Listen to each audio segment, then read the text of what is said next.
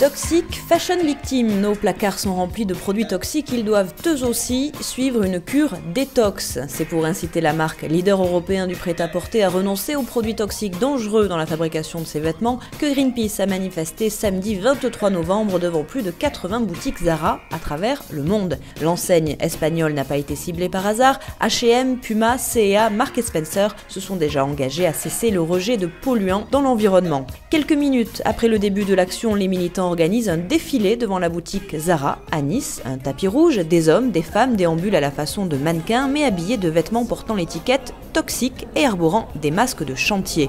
Greenpeace fait cette action aujourd'hui sur plus de 20 pays dans le monde. Il faut savoir que c'est toute la filière de production des vêtements Zara qui sont concernés, puisque Zara, dans sa formule de production de vêtements, utilise des substances toxiques qui vont se retrouver ensuite dans les nappes phréatiques, qui sont déversées dans les ruisseaux, ils vont se retrouver dans les nappes phréatiques des pays qui produisent ces vêtements, donc la Chine, la Turquie, etc. Mais ça ne s'arrête pas là, c'est-à-dire que quand vous achetez un vêtement Zara et que vous allez le laver chez vous, ou bien qu'il n'est plus bon et que vous allez l'emmener à la décharge, eh bien, il va continuer à émettre ces mêmes substances toxiques qui ne sont pas biodégradables. Donc, ils vont se stocker soit au niveau de l'environnement, soit après à l'intérieur du corps humain, puisque donc vous allez retrouver ces substances dans les nappes phréatiques, ça va être ingéré par les poissons, ça va se retrouver dans la chaîne alimentaire, et ces substances ne se dégradent pas au fur et à mesure, c'est-à-dire elles sont stockées, et donc elles vont se retrouver comme ça d'organisme en organisme. Autour de Nadine Kerda, militante au groupe local de Greenpeace Nice, des journalistes, bien sûr, mais aussi des badauds.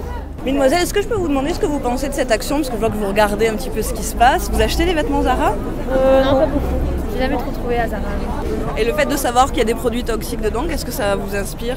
C'est vrai que ça fait plus réfléchir quand on achète, quoi. Enfin, parce que ça peut polluer l'environnement et tout, mais après... Bon, mais après, voilà.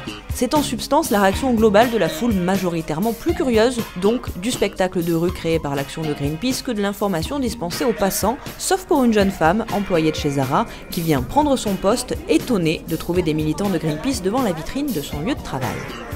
J'ai un peu de mal à me souvenir, mais c'est étoxylate de nonylphénol, des phtalates qui se retrouvent donc dans les vêtements. Et ça a été prouvé en fait, ça? Ah, mais ce sont des analyses faites par un laboratoire indépendant. D'accord. C'est-à-dire que si vous allez voir sur le site, vous allez trouver en ligne un résumé en français du rapport qui a été rendu.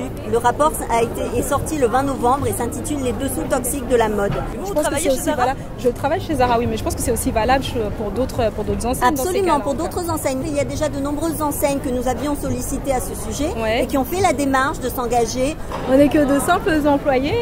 Non, mais attendez, nous n'avons rien contre les employés. Ouais. Nous n'avons rien non plus contre la marque Zara. Simplement, nous pensons que Zara, en tant que leader sur le marché du prêt-à-porter, a tout à fait les moyens de choisir d'autres produits pour la fabrication de ces vêtements. Nous ne demandons pas la fermeture des magasins Zara, nous ne demandons pas qu'ils arrêtent les vêtements, mais simplement qu'ils utilisent d'autres produits pour certains de leurs vêtements. L'échange entre cet employé de Zara et cette militante de Greenpeace a dû s'arrêter là. Un responsable de la marque ou agent de sécurité, en tout cas un homme en costume sombre, ayant fait signe à l'employé de ne plus s'exprimer publiquement. C'était un reportage réalisé par Stéphanie Reynaud.